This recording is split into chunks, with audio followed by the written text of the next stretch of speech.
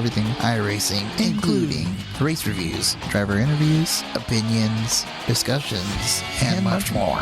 Here's your host, Mike Ellis. Welcome to the iRacers Lounge. I'm your host, Mike Ellis. iRacers Lounge is a podcast for the iRacer, where we talk all things iRacing in a casual setting. Joining me are the usual characters, Chewy 55 Carlos Fonseca, Brad Miller, Lance Gentles, and special guest, Zach Novak. How you doing, guys? Good, how are you? Doing good. All right. Well, Zach Novak, I haven't met you, but I decided to figure out who is the guy that we've been trying to be all season long in the NASCAR iRacing Series Open. And I went and looked at the point standings, and guess what? Zach Novak is position 1 in the point standings. So that's why you're here, Zach. Let's get to know you a little bit. We do have some questions and stuff. When did you get your start on iRacing, and how did you hear about it? I started February of 2012. I was actually at a party for the Daytona 500 that year, and one of my friends from real life racing actually had iRacing, and he was playing on it. He was having fun. Everybody was kind of surrounding him with it, and I found it super interesting. So at that time I was fairly young, so I asked my parents if I could get it, and it just went from there. All right. So how often do you race then? Pretty often. I don't have much other time to go do stuff, so I just kind of sit inside really a lot and just play. It's what I like to do, and racing is definitely my favorite thing of anything I can choose to do during the day. So it's daily is what you're saying? Yeah. All right. And what kind of hardware do you have, like as far as wheels, pedals, and how many monitors? I just got a simple one monitor, not too big, nothing special. I got just a stock DFGT pedals and a stock G27 wheel. Nice. Okay. And do you run any third-party software like TeamSpeak or Voice Attack or Dash stuff or button boxes?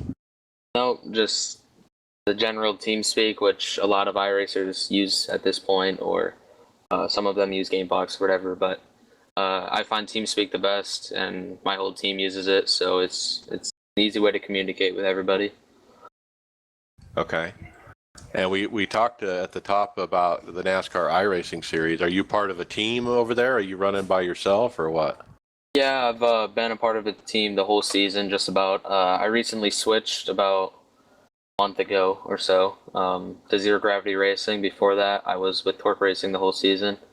And, all the guys at Torque Racing that came and gone, they really helped me out with that NIS points lead. So.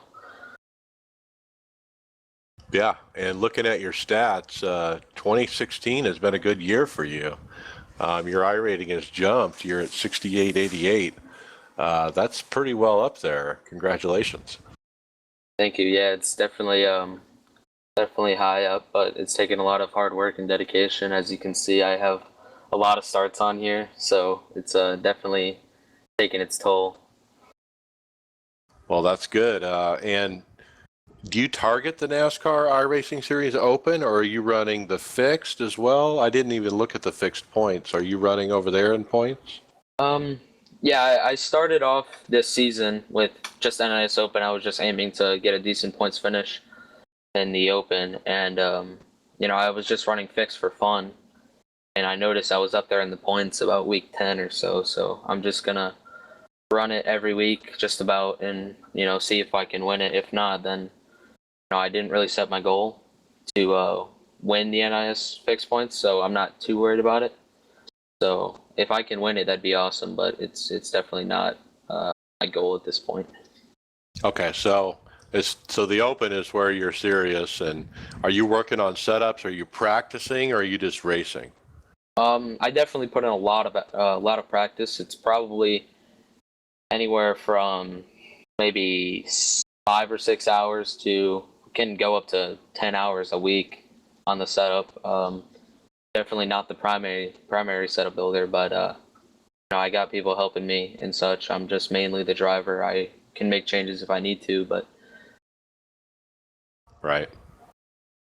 And the other thing I noticed, as far as the points go over there at the NASCAR iRacing Series Open, your point lead is significant. It's over second place, who's Jake Nichols, and then Dylan C. Jones in third. But second place, you got like 400 points, yeah, I've really spent time on working on we spend time on pit strategy a lot of the time, uh, and make sure that we can at least be somewhere decent on the last restart if we get one. So, if we don't have the best car one week or even a top 10 car in some weeks, we just really go for a gamble, and sometimes it works, sometimes it doesn't, and we've been able to get really consistent finishes out of it, and it's really helped us out in the standings. Well, there's a couple standings that jump, some numbers that jump out at me. 22 of the weeks are counted. Out of those, you did 20 top fives. And I think that's really where you got it. Out of those, you have 2 wins. But I think it's really the 20 top fives. That's where you're getting that point lead. Yeah, at tracks like Atlanta early in the season, I definitely did not have a good car at all. I was running like 20th or something. And we pulled off an amazing strategy, and it got me a top 5 there. And same thing with New Hampshire. So it's really just being there at the end it's the most important thing about it. Right. And obviously, let's talk about what are your aspirations going forward. Your numbers indicate that you should be going for a black license. That's definitely the goal. I think if I can put my mind to it and really put in the hours of practice, I think I can have a good shot at it. But it's not an easy field to get in, especially this year. You have a lot of the guys dropping out of DWC who should be able to get their license back. And then of A-class drivers this fall, we have a very strong class. So it's definitely not going to be easy, but I have confidence in myself that I can, get up there and run with the big guys. Well, I'm certainly impressed, and we're all in this team trying to get into the top 10 or however far up we can get. I was top 20 last year overall in the NASCAR iRacing Series, and that's what that's my best accomplishment there. Carlos, I see you're running 23rd right now in the same points in Division 1. Well, it'll go bye-bye this week. Because of Bristol? Yep. Right. One other thing on the stats I wanted to point out too. Starts 54. I think I looked down the list, and the only one with more starts is James Fox 3. He had 58. But you're making most of the starts, it looks like. So you're doing the early morning ones for the Europeans too?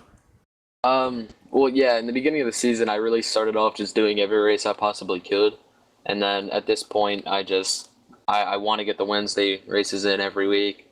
And then that bases off if I do Friday.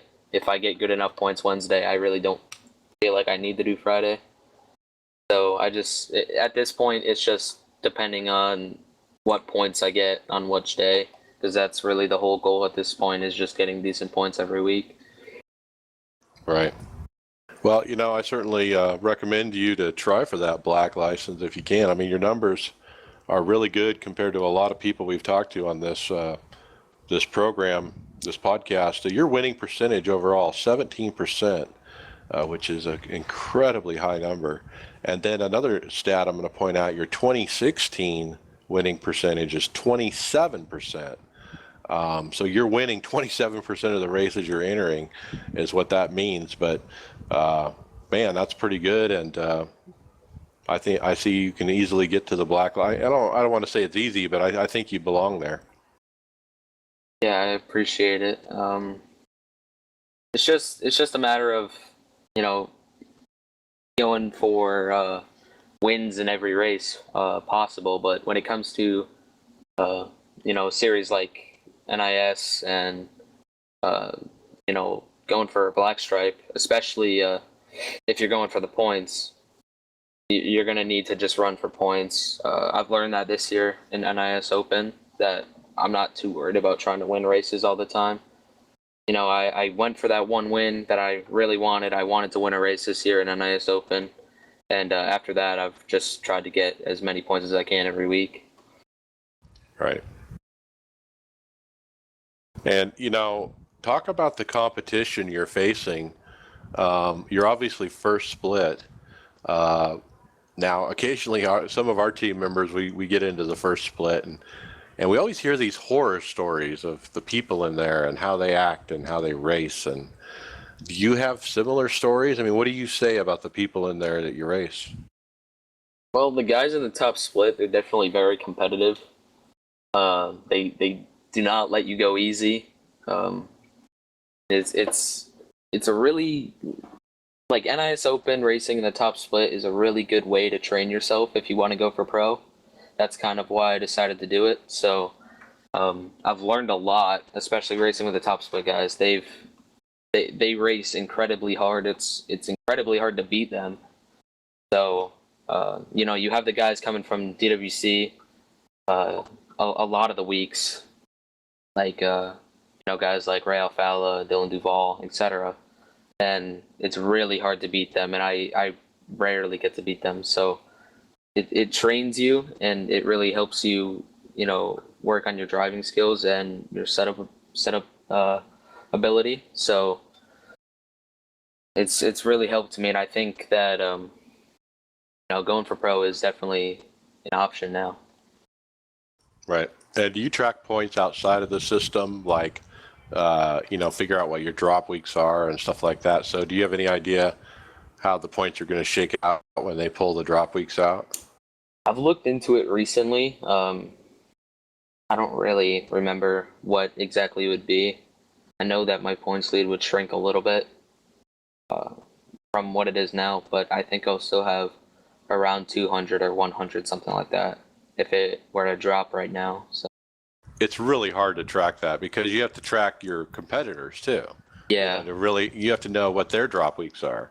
So I've tried to do that, and I haven't really found an easy way. So I kind of ask people who are interested in that. But I wish iRacing would get better with their data and their stats, so we could like dice it like that and figure out, oh, this is what it's going to look like after drop weeks, or do some projections or something, Yeah, or if we could look at a certain person's series stats, like it would highlight their name or whatever, like it does for your own profile, and then that'd be a lot easier. Right.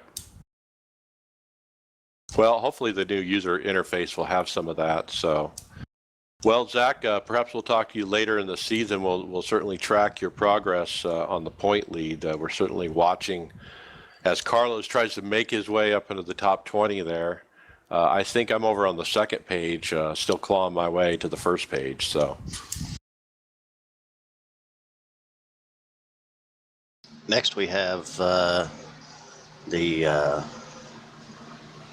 Peak Antifreeze series, and it turned out to be just as exciting as what the real race was, with a last corner bump and run kind of thing going, except PJ Sturgis didn't hit Michael Conte quite hard enough to really wreck him, but he got him off the track and got around him. But I believe tire strategy and pit stops were part of the key in that. But the top five were PJ Sturgis, Nick Ottinger, Michael Conte, Jack Sturgis, and Logan Clampett. Did anybody else watch that race? yeah, I did. And you know what? Conti is awesome, man. He was the class of the field, but PJ kept him honest, and PJ actually had newer tires, as you alluded to there, as they come up to the end. and it looked like Conti was going to hold him off. And if, PJ was just race him like, like Mark Martin or whatever, he was going to win it. But like you said, he moved him out of the way. I thought it was brilliant. It's classic NASCAR, okay? Move him out of the way on the last lap, the last corner, and win the race. Because he ended up smacking the wall. But still finished P3, so not bad. Yeah, and okay, so when Tony Stewart did the same thing at Sonoma, nobody was yelling at him, for dumping Denny Hamlin and winning, Yeah, that's true. And not only that, but Conte took the line in there that basically said, if you're going to pass me, you're going to move me. I mean, he took the line. Well, so, yeah, I mean, he did what he should have done, right. Take the line away. And he knew he was a sitting duck because he was on older tires, Yeah, and even Michael went in the chat for the live stream, and I think even in his interview, he explained that, he knows it's racing. He knows that PJ is running for points. He knew that PJ was going to do it. So he just kind of prepared himself for it and tried to not wreck himself in the process of, being moved. Yeah, Conti had the inside lane on that second to last corner. Well, both last corners, and really, it kind of forced PJ to kind of make that move. And he didn't get into him very hard, but it was enough to get by. Yeah, it looked like Michael kind of slowed down a lot going in the last corner, but at the same point, you have to understand, like, some people didn't understand that he has to brake early because he has all those laps on the tires. He has to brake early to make the corner. Like, he's not going to make the corner without braking that early. People thought, he had brake checked PJ or something, and it was all Michael's fault. See, that's the exact same defensive line I took on the race that I won last week. Was that low line through that last corner, and the guy that was following me, to his credit, he did not put the bumper to me, but he very well could have. Yeah, he wanted to race you clean, Yeah, and I appreciate that. Move me, you're getting wrecked the next race. Yep, you have that coming too. The point standing, you got PJ Sturgis, 471, Ralph Fala, 468. So that is a very, very tight battle right there. Jake Sturgis, you go down to 404. So there's a little bit of a split there. Dylan Duvall and Chris Overland, top 5. Got Kenny Humpy, 6. And you know what?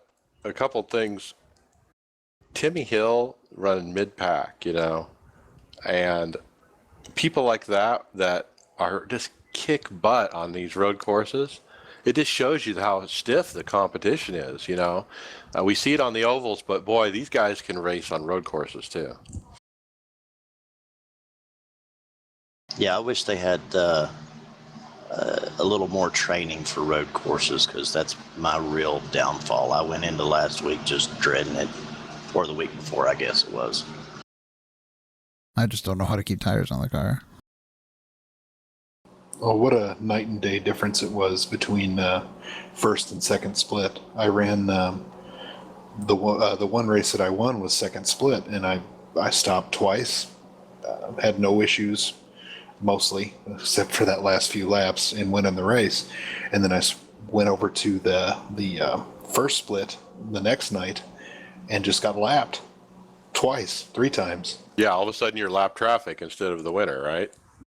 Yeah, you've got guys like Conti, and Conti wound up wrecking out, but one of the black stripers won it, and I expect nothing less. Those guys are magic. Yeah, I'm always very impressed by how fast these guys are getting around here. So, a lot of guys actually kind of dread racing those kind of guys, but, and I won't say I want to do it all the time, but every now and then it is really fun to race with those guys, just to see and know how fast they can go and see what they're doing, see where they're braking, see, you can learn things. It's not just you're getting your hind end beat. You got to take it as a learning experience. Yeah, I learned how slow I am. Well, that's exactly what I did that following night. I started near last and wound up racing my way up into the top 15. I think I finished 13th or 15th. I'm not sure, but I count that as a win, racing against guys like Bose and Ottinger and Conti. Well, you got good points, even though you didn't win, right?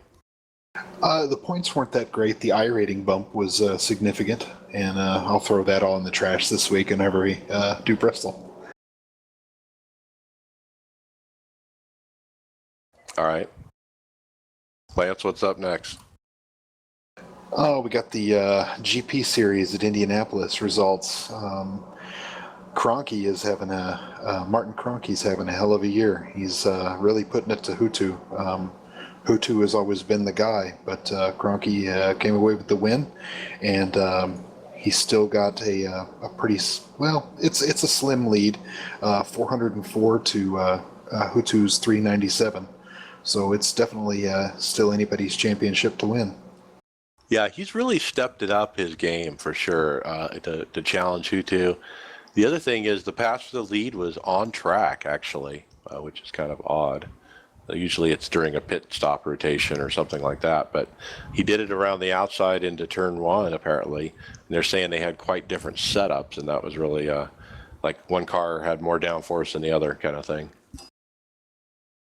Yeah, usually those guys get out there and it's follow the leader, and like you said, it's change of positions happen on pit road and less so on the track. But yeah, hand it to Kroenke. He's really sticking it to Hutu this year. Yeah, I'm actually looking at the standings right now, and I've noticed that Martin Kroenke has 12 top fives and 12 starts on the season with 6 wins. That's insanely impressive, especially when you're racing with, I guess we could call the greatest to run in the road DWC series, Gregor Hutu. Yeah. Yeah, Gregor until this year has been all but unstoppable. Well, remember how many things changed this year. Dynamic track, new F1 car, that DRS and all that. Yep, true enough. Some people you see see it's affected more than others. Yeah, and sometimes in real life racing and stuff, you'll see a car change or whatever, and somebody goes from winning multiple races a season to doing nothing. I think it's still impressive that Gregor is able to win races and finish well with this change. It hasn't really affected him all that much. He just went from insanely dominant to he's got a competitor now. Right. Yeah, a couple of years back in real F1, they changed up some rule packages, and Red Bull went from being a dominating car to mid-pack, and it's been all Mercedes ever since. Actually, now that I look back, in 2014, Gregor only won the point standings by about 10 points over Martin. So he's actually been a competitor for the past 3 years. So he's been impressive. Oh, without a doubt. Good luck to him. I hope he snags it. It'd be nice to see some new blood in Champion Circle at the end of the year. Right. Yeah, and one of the things about the real racing is there's some other teams now that are starting to come through. I can't think of the fella's name now, but he runs in iRacing. I think he's a German. Oh, Max Verstappen. Yeah, Verstappen. That's it. He is. He's going to be somebody to be dealt with here very soon. Yeah. Yeah, and doing it in one of the teams that's notoriously less than successful now. Right. We've got some other things here. A post that was put on the forums of please turn off the auto clean on the racetracks.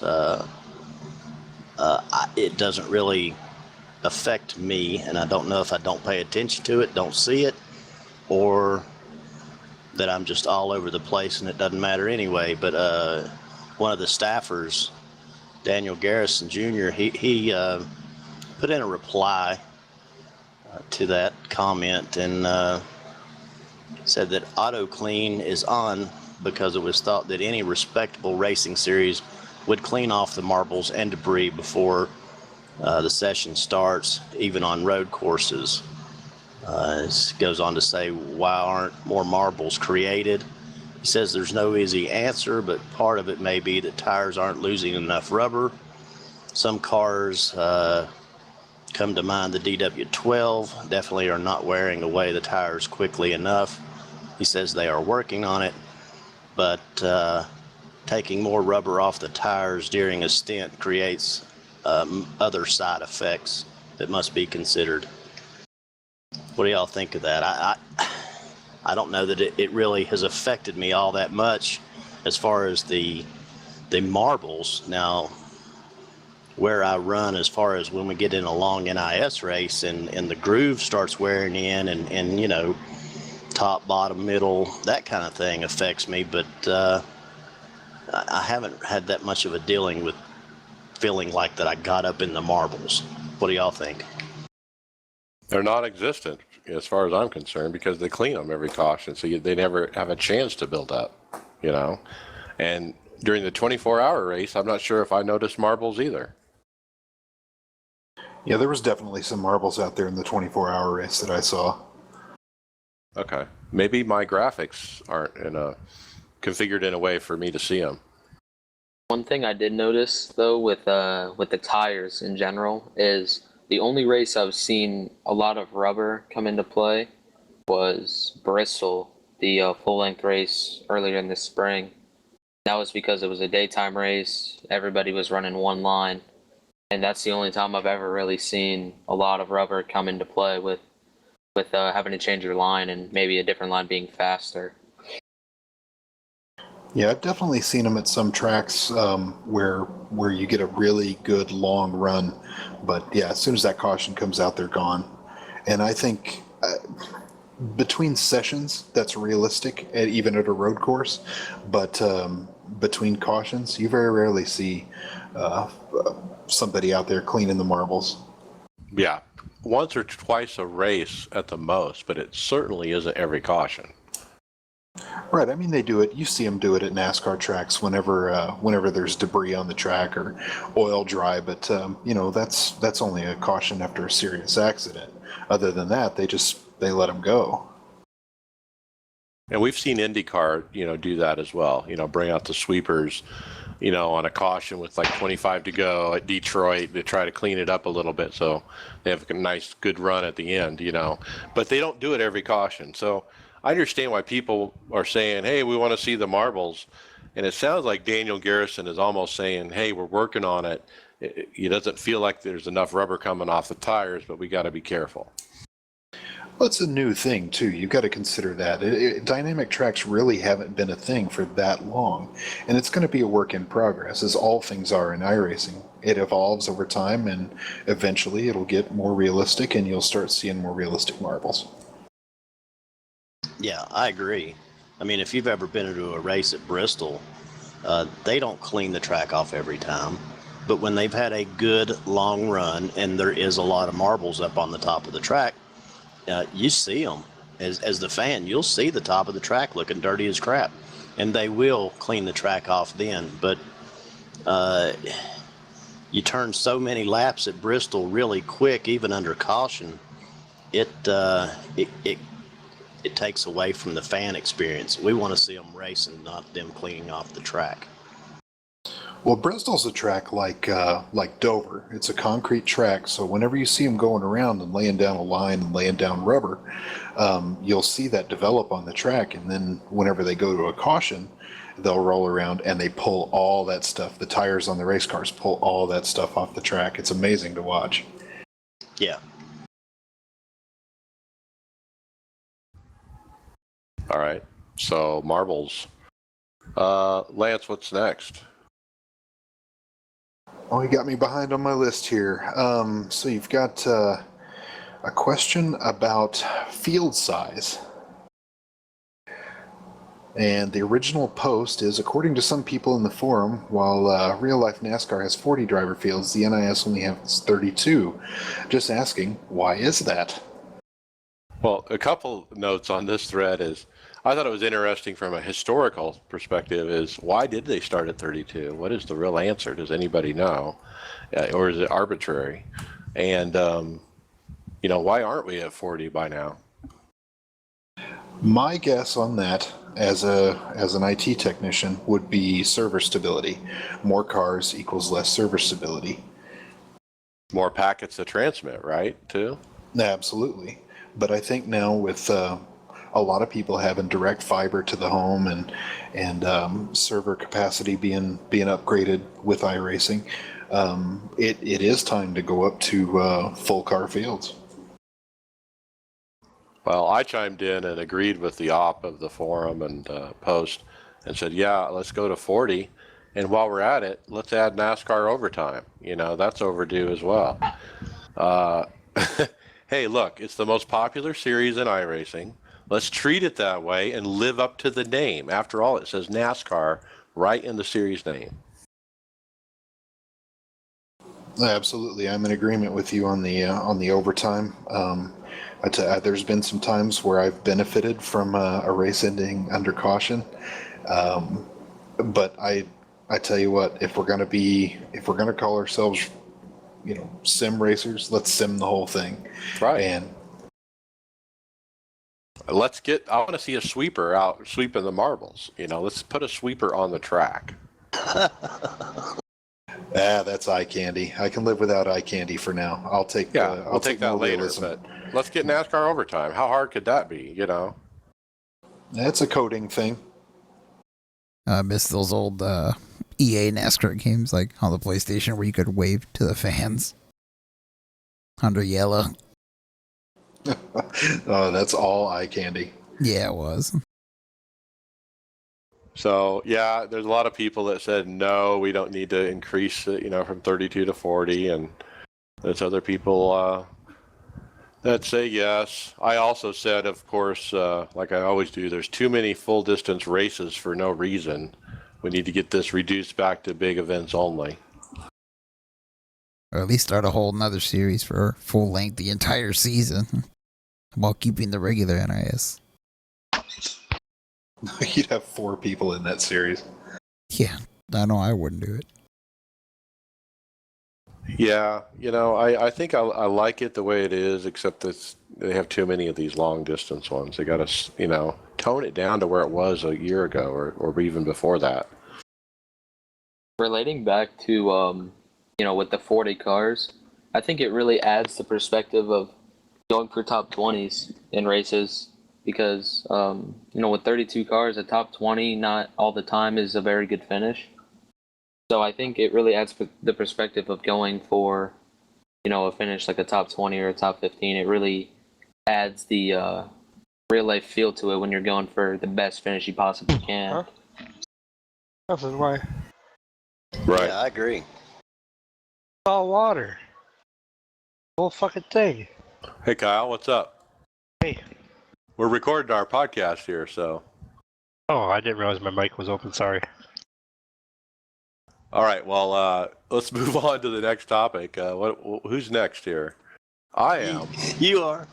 How about that? Okay, so this little tidbit came up on the forums, and somebody asked, can we share the reference or a ghost car during test laps, like to a friend or a teammate? Can I email a file, or whatever? And so David Tucker from iRacing chimed in and said, yes, you can do this, and this is how you do it. You need to get a copy of the .blap, B-L-A-P, and the OLAP, O-L-A-P files from your Documents iRacing lap files folder and place them in your own lap files directory. Then you can load them up from within the settings tab in the sim. Once loaded into the sim, you can select it by cycling through the delta time modes with the tab key.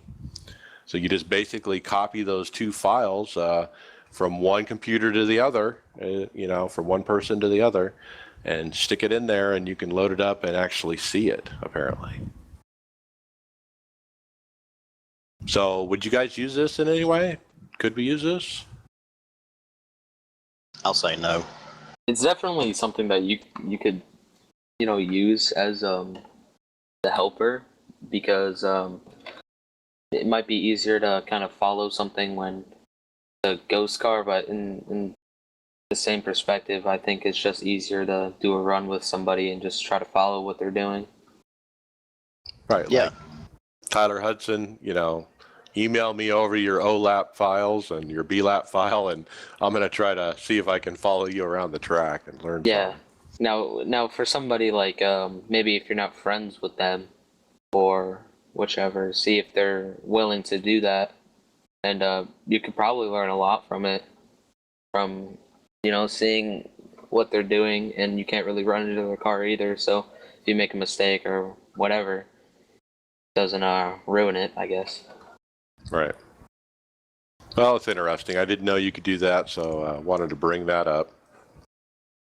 Okay, next we have connection issues, and I am eat up with these.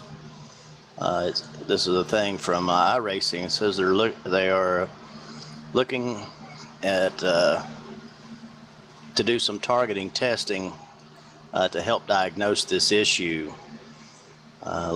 They would like about a dozen guys, preferably who see the Q bar issue a few times and who would be willing to share their IP address so they can run some specific tests with you in a session. I may have to send them a thing saying I would do it, because when I enter a practice before, say, like the NIS race, if somebody comes in, my S-bar goes nuts, my Q-bar goes nuts, my frame rate will go down to about 4, all the cars will disappear, and then within a few seconds it'll clear back up, frame rate's up to about 110, and everything's fine, except it'll start dropping the cars in place, and I am actually probably 100 yards behind where I was when everybody disappeared. It's kind of really weird to see and do, and I have been in practices before and went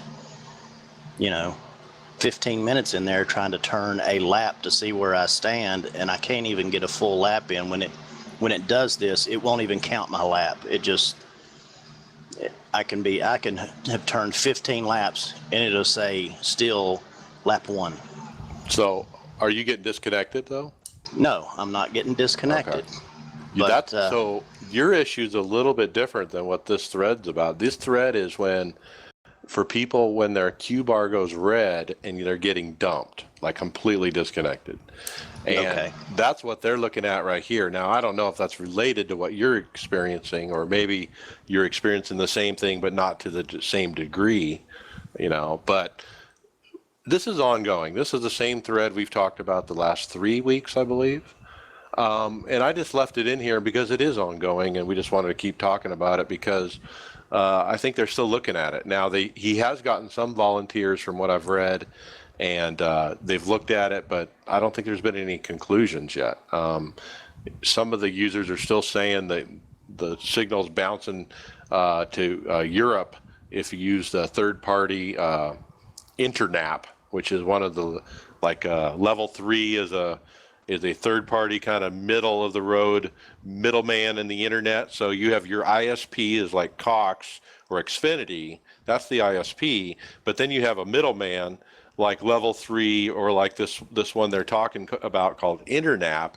So apparently if you end up on the Internap middleman, that's when the problem is what people are saying.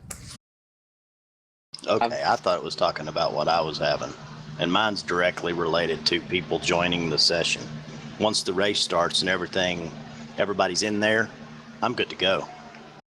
Yeah, I've had. Sorry, you can go.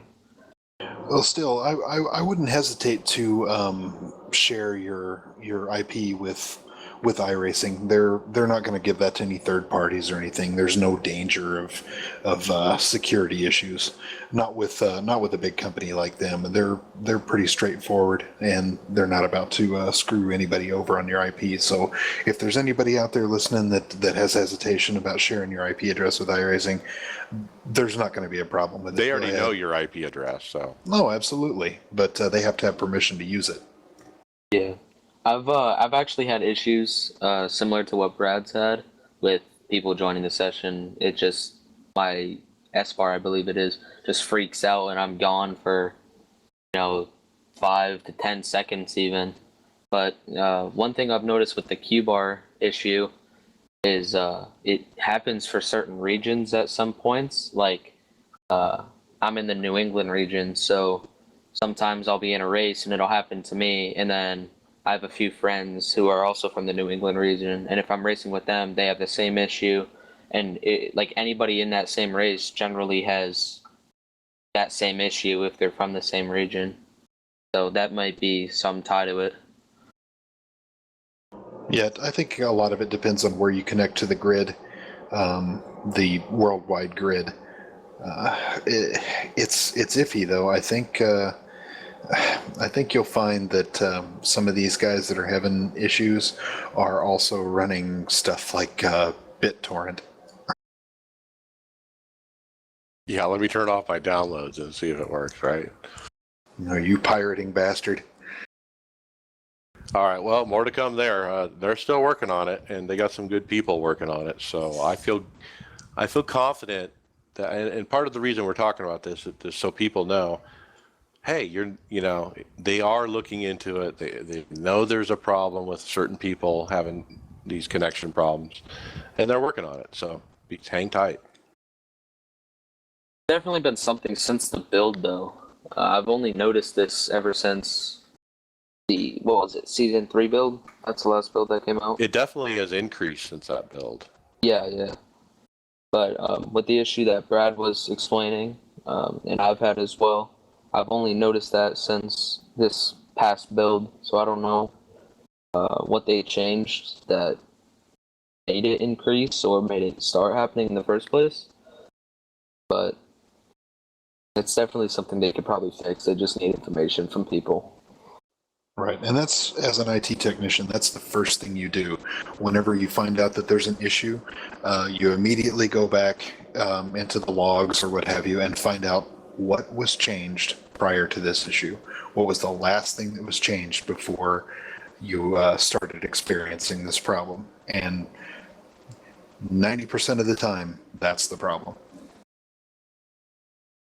There's tons of things they've changed over the last 12 months. I've actually had my connection issues since the September build 2015. That's when mine started.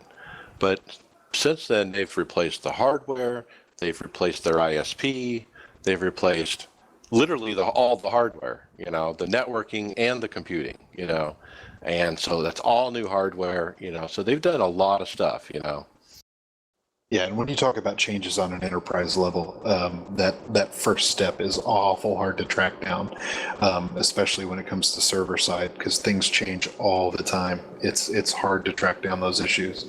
But I have confidence. They have a good IT staff, and they'll get on it. All right. What's next, Lance? We got patch notes. Looks like they didn't change a whole lot with this last patch. They fixed an issue that was causing delay in getting incident points, but the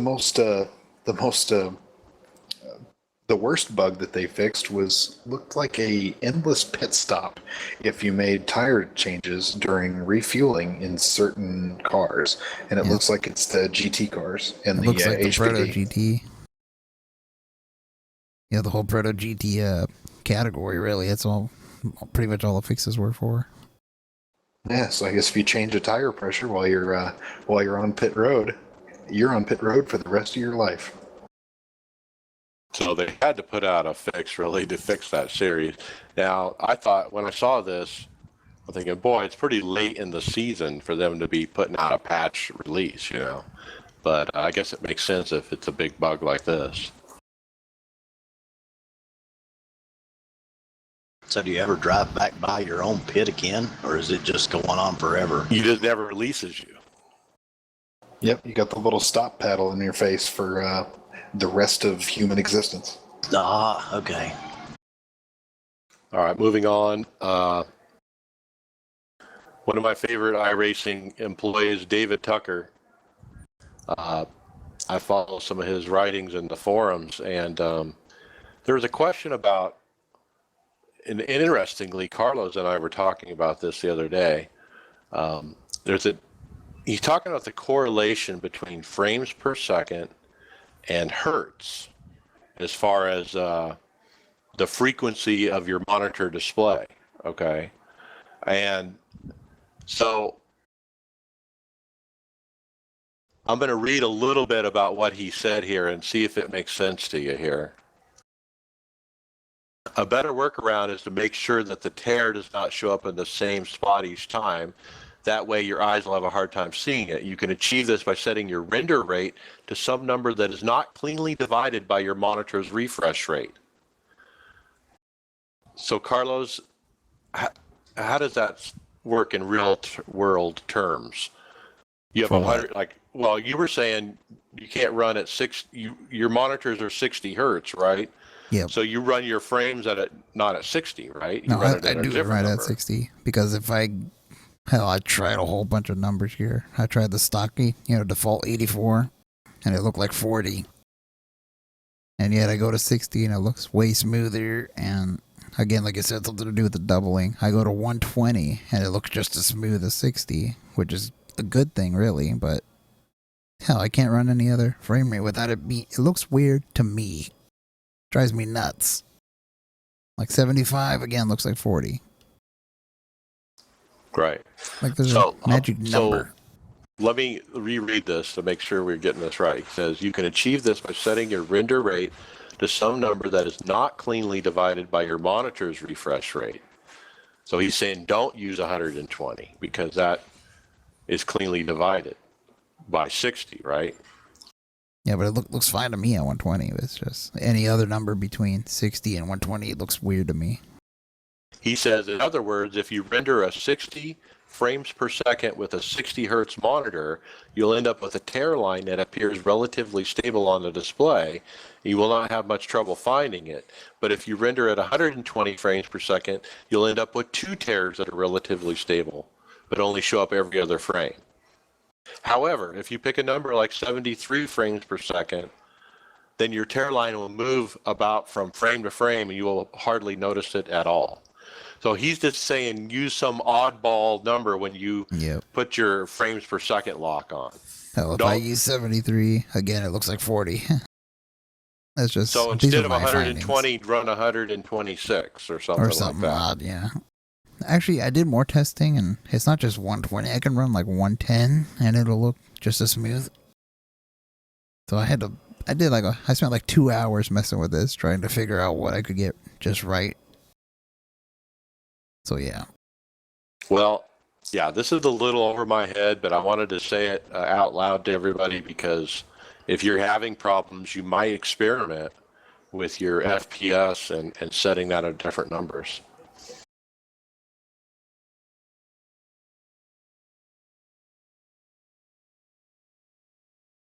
Okay, Brad, what's up next? We've got the truck series. Young man named William Byron. And if you watch the truck series at all, you know this guy is on fire because he is, I think, a rookie. And he is absolutely, I think he's won, 4 races so far? Five. Okay, so I'm behind. But sponsored by Liberty University, and he does drive for Kyle Busch Motorsports, so he's in good equipment, but still he is absolutely doing great. And somebody sat down with an interview with him, and they asked him what the dumbest move he ever did was, and he said, one time I went through the grass of the infield to make a pass. And kind of started laughing about it, and he had done that on iRacing.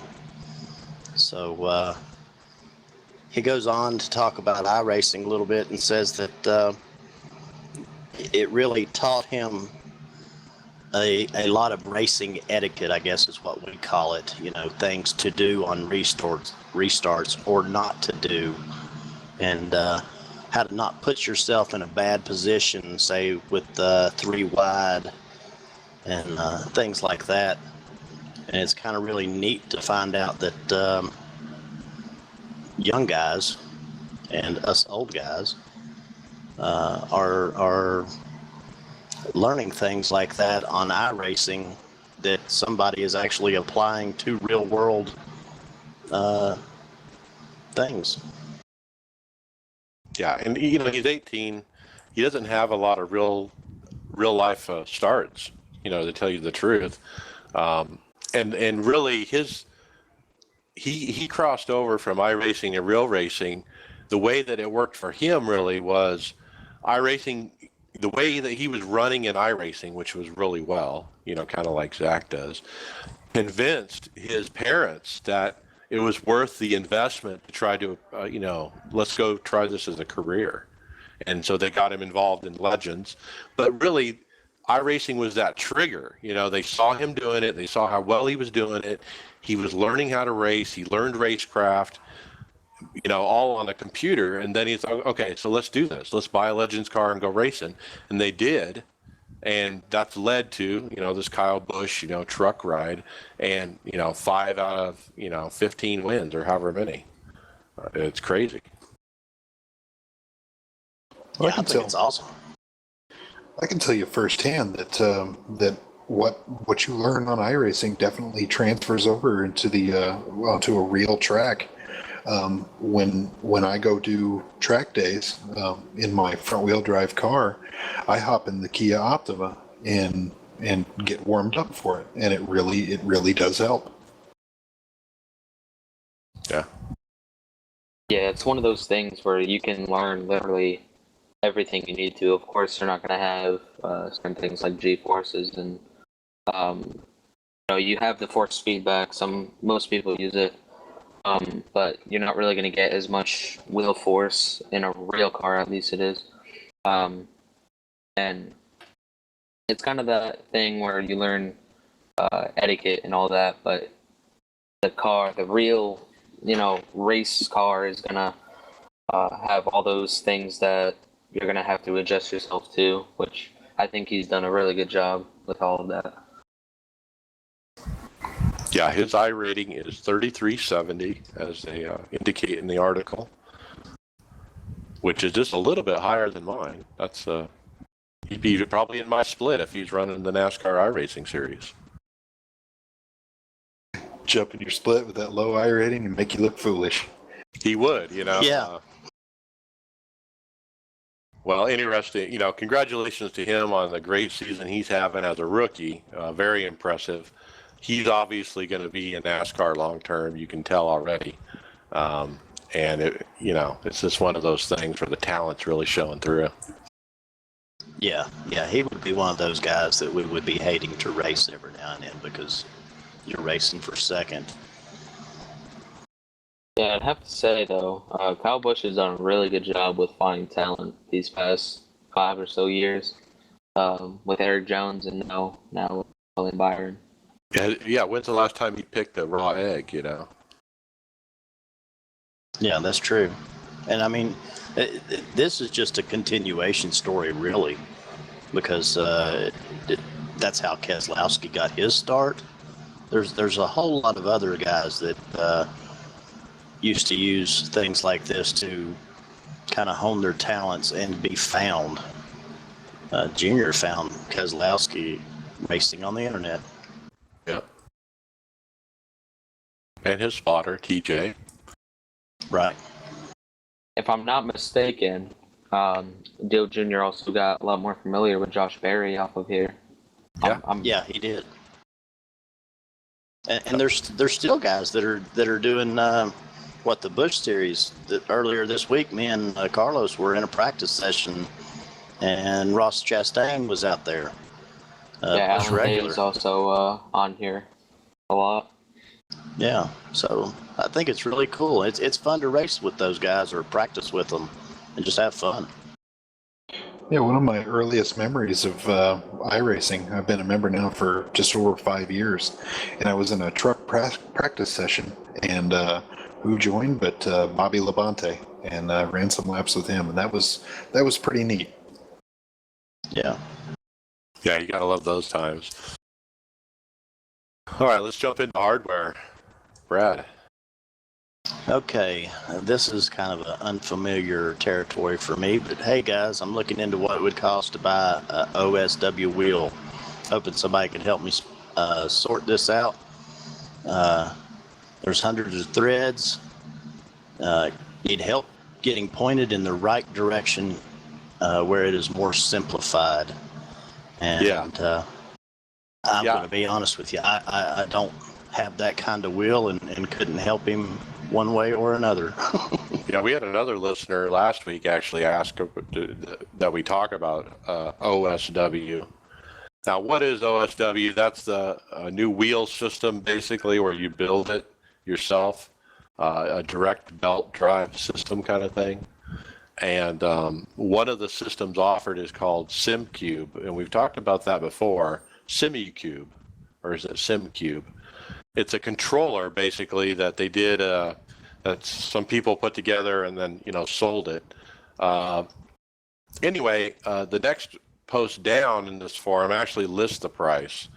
And there's a couple people who've weighed in on what does it cost to get involved here. So what I'm going to tell people is go on the forums and search OSW cost. That's the name of the forum thread. If you're interested, and there's a lot of good information in this thread, as far as what does it take financially to really get this going. The bottom line is $1,100 is what Brian Sowen from California has estimated, and then add a wheel for two. That's without the actual steering wheel. That's everything but the steering wheel. So another $200 for a steering wheel to go with it. So you're looking at $1,300 is basically what we're looking at. See, that's way more money than I would ever invest in a wheel. I would invest heavily in brakes before I ever spent that much money on a wheel. Yeah, I can see brakes, and I did invest in good brakes. So did Kyle and some others on our team, with the main performance Sim PC pedals, hydraulic. But yeah, I agree with the steering wheel. 1,300 is pretty stiff when you got some great options from Fanatec, right?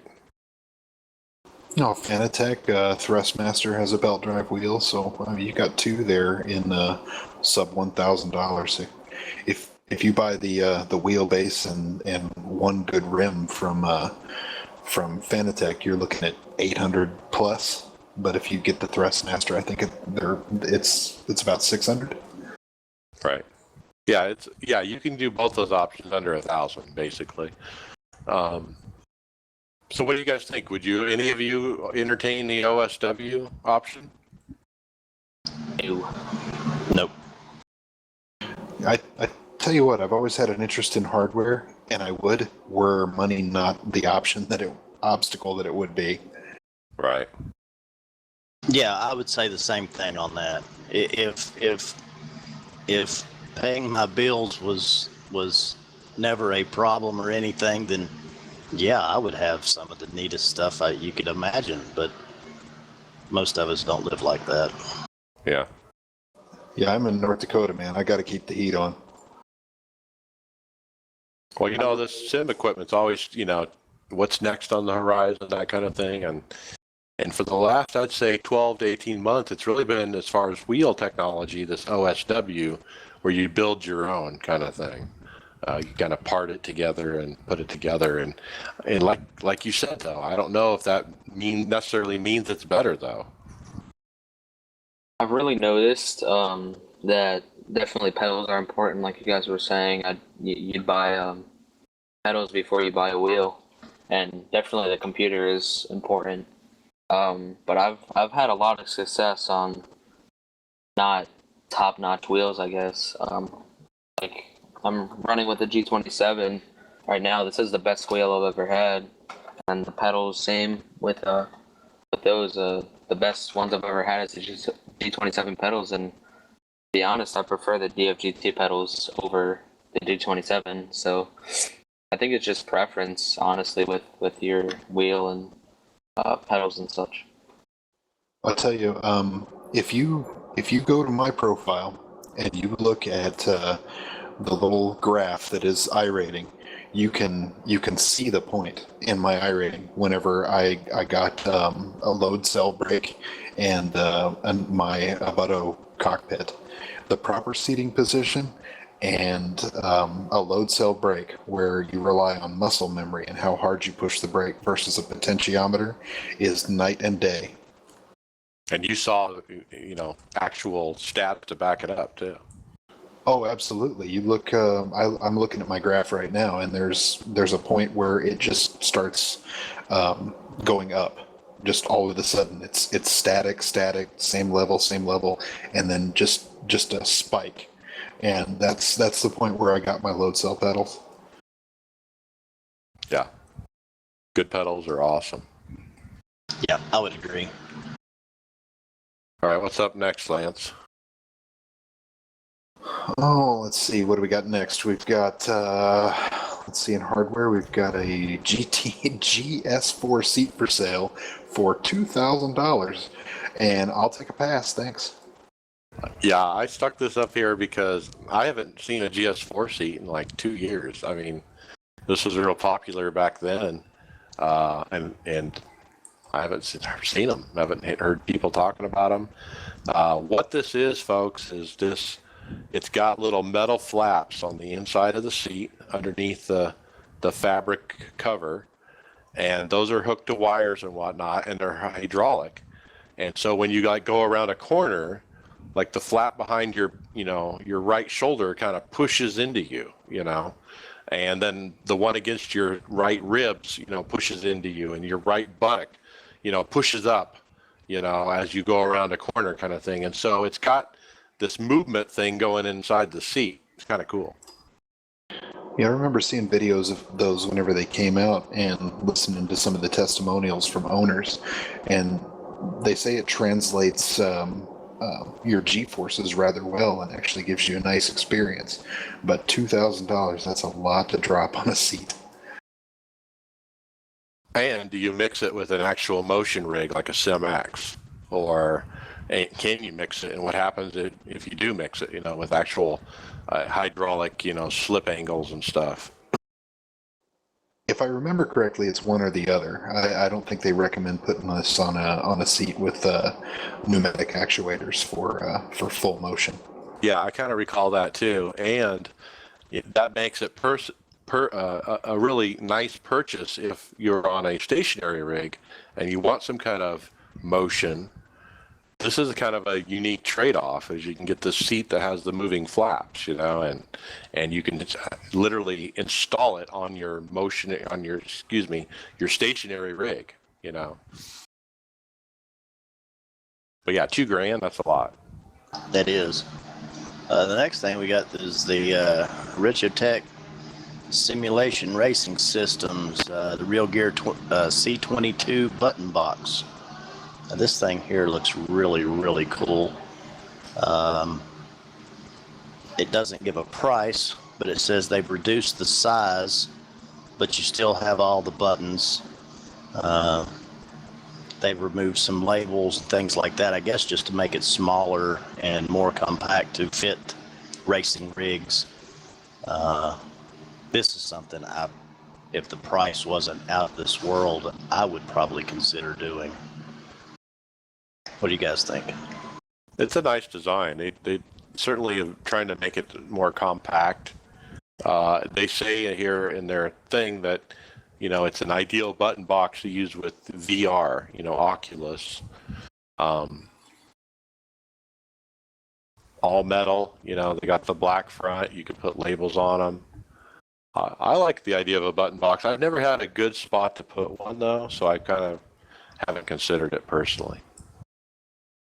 I have a Derek Spear Designs track boss that I have on one of the acrylic table mounts on my Abuto, and it's mounted right in front of my shifter. I can reach up, I can pick out the buttons or the switches by feel, and I really like it. It's got a nice carbon fiber finish on it, and I've got all my buttons labeled. It's got 2 protected switches, and the rest of them are toggles or just regular buttons. Yeah, I've heard good things all the time about Derek Spears' stuff. This offering was Ricmotech, if that's how you say it. Ricmotech Simulation Racing Systems. So they'll have a price. Yeah, that's what I was going to say. The price would be the kicker for me. Cool. Don't really need it, but it'd be really cool if it's not like out of this world price. Okay. Next was Digital Race Engineer, which is the voice attack plugin I've been testing. He did put out a new release, and I updated, and it has not crashed when I've raced. So they fixed that. It's just a matter of me getting used to it now, and there are some things that I want to change, but I kind of want to wait until he's done changing it, you know.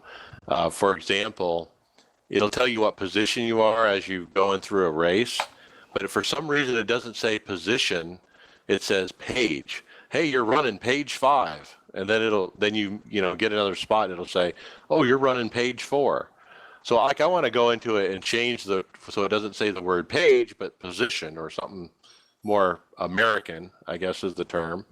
There's other kind of quirky things like that because this guy is, I don't know exactly where he's from. He's European, and he only runs road course stuff. So some of the things that you hear it telling you are very European style, language. That I'm going to change that up a little bit, but like I said, I want to wait until he's done changing it, and working out the bugs. But it does look promising still. I still am liking it. It kind of is an interaction thing. It'll talk to you and tell you, like I said, what position you're running sometimes, or somebody in front of you is pitting, and that kind of stuff, and. If you're running out of fuel, and that kind of thing, it alerts you. So we'll see. I'm going to continue to try that. With the off week, I didn't get a lot of time on it. I ran a couple Carb Cup and Pickup Cup races, and had a couple wins with that, and was just basically testing this voice attack plugin. And so far, so good. I did report that there was one command that wasn't working. There's a thing where you can say begin typing, and then whatever you say after that literally types out.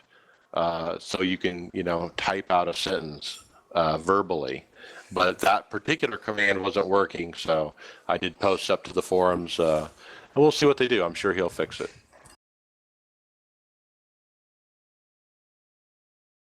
Okay, so that's the end of our list. Let's go into final thoughts. Carlos, what do you got? Me, I got nothing, but no. Let's see. We got something in the chat.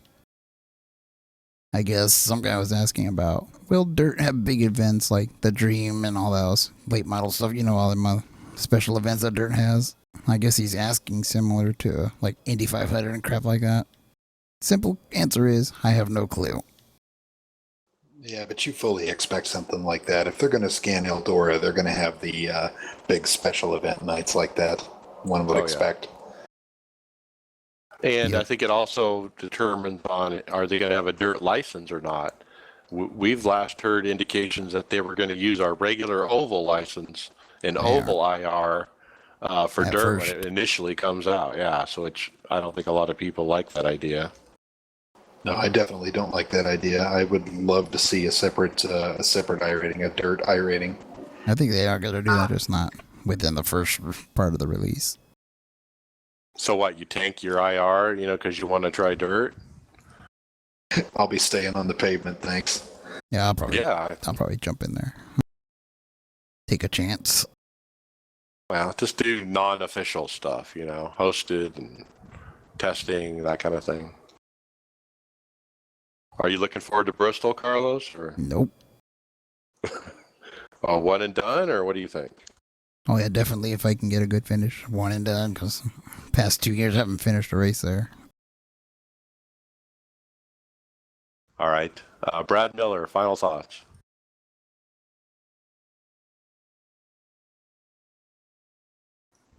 All right, we'll skip Brad. Lance Gentles. Well, let's go to Bristol and crash some cars. Hee-haw. That's all I got. Kyle, are you on? Do you want to have any final thoughts? Oh, sorry about the open mic there earlier, but hopefully I can do something here at Bristol with the G27 pedals. I had a good run there with the sim pedals earlier this year, so we'll see. That's about all. All right, cool. Yeah. You'll Looking be good. forward. You don't need brakes for Bristol. Just touch them a little bit to set the nose, All right, Zach Novak, final thoughts.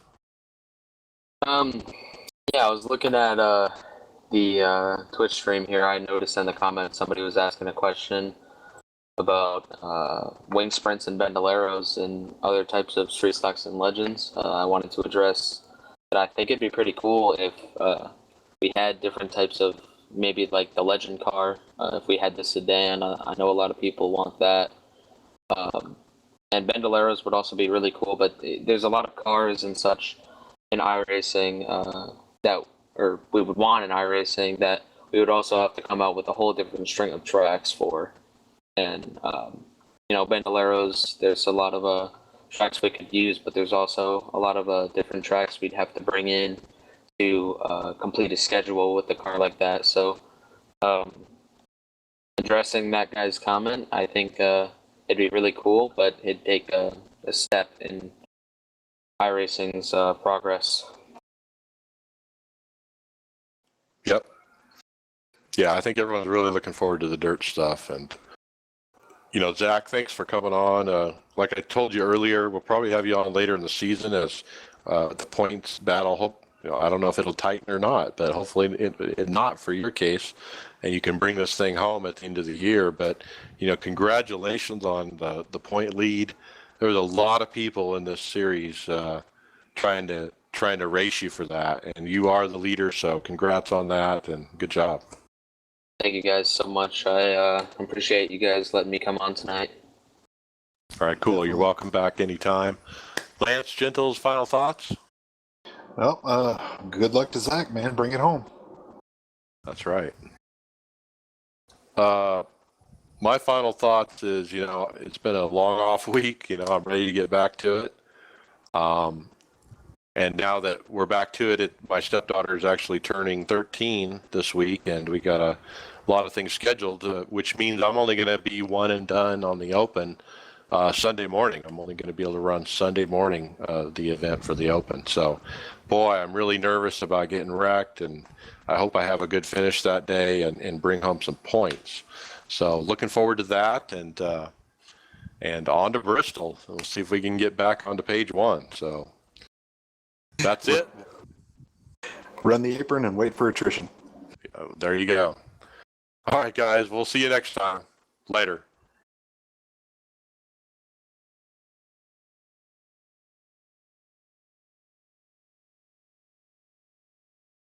Lounge Pod. Thank you for listening to the iRacers Lounge podcast. Make sure to go subscribe to us at our YouTube channel at iRacers Lounge. Follow on Twitter and Facebook at iRacers Lounge and SoundCloud at iRacers Lounge. See you on the track.